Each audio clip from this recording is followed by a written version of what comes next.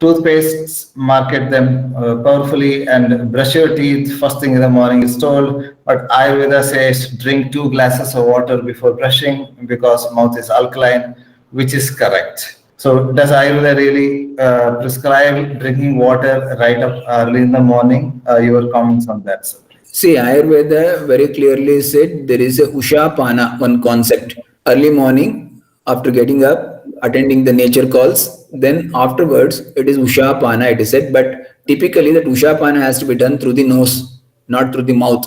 So that entirely it's a debatable thing. But whether it's cleaning the teeth by using the neem sticks or something like that, it's always good and nothing harm in it.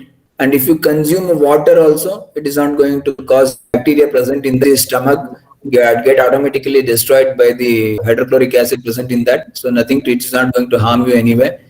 But only thing is that it is better to use a neem sticks or something like the traditional dantamanjan or the tooth powder what we use to clean it.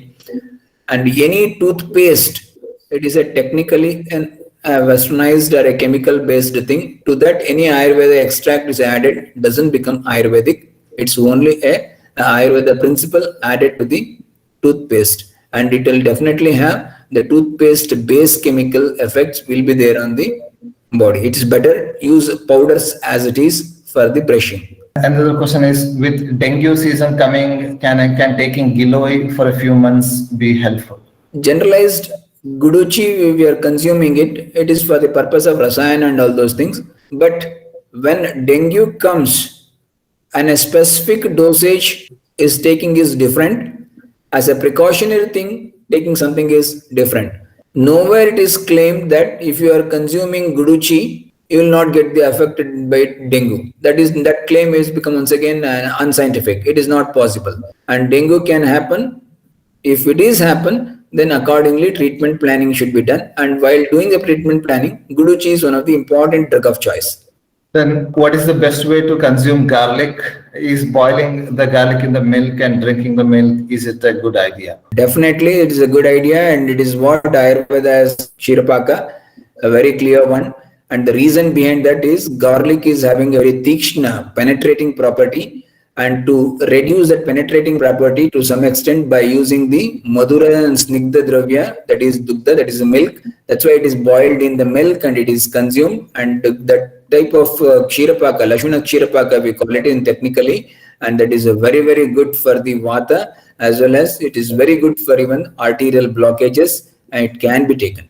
A person is 63-year-old having a knee joint pain. He is diabetic and hypertensive. So what are the basic precautionary measures to support his joints can be? Control his diabetic panel or the blood sugar levels, that has to be maintained if in a understandable or acceptable levels standards. Point number 2 is regularly applying oil externally, because 63 years of age and it is in the vata period, and definitely there will be naturally vata influence on the various locomotive and the joint type of things. So it is better you understand that abhyanga with a particular oil, maybe Kshirabala Taila or even the Balashwagandha Taila, something like that. Oil application, if such oil application has to be done regularly and for some time, then with the hot water bath, definitely will improve over a period of time. Then if the person 63 years age, if doesn't have any other issues like that, then it is consume a pure ghee every day in a diet. 1 spoon of it will definitely going to support the joint.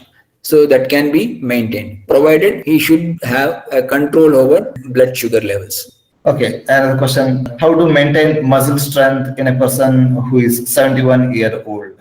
Once again, the same thing, abhyanga, because all these things were happening because we are lost the idea of using abhyanga. Ayurveda says abhyangam nityam acharet. Abhyanga should be done every day. Oil massaging every day before bath is a must thing.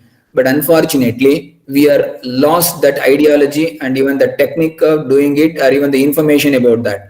You start doing it regularly, oil massage before taking bath, and you observe the changes. The muscle strength will also be automatically retained.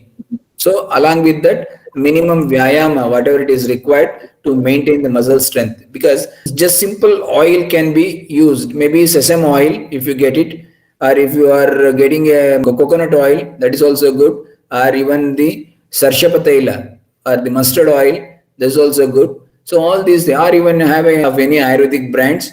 By consulting a doctor, you can take it for like Kshirabala Taila, or even the Balashugandha Taila, or something like that, even the Dhanvantra Taila. Such type of oils are very good to maintain the muscle strength, and you can go for Abhyanga with them. And it may be not only for 70 years, it may be for any number of years, any number of people. It is always good. Of course, once the person is above 50, he is entering to the Vata dominant age group. So automatically tissue damages will start occurring. So in order to reduce that tissue damaging or postponing the tissue damages, Abhyanga is one of the important factors. It has to be done. So Abhyanga will definitely improve your muscle strength. And once muscle strength is improved, automatically bone strength is also increased.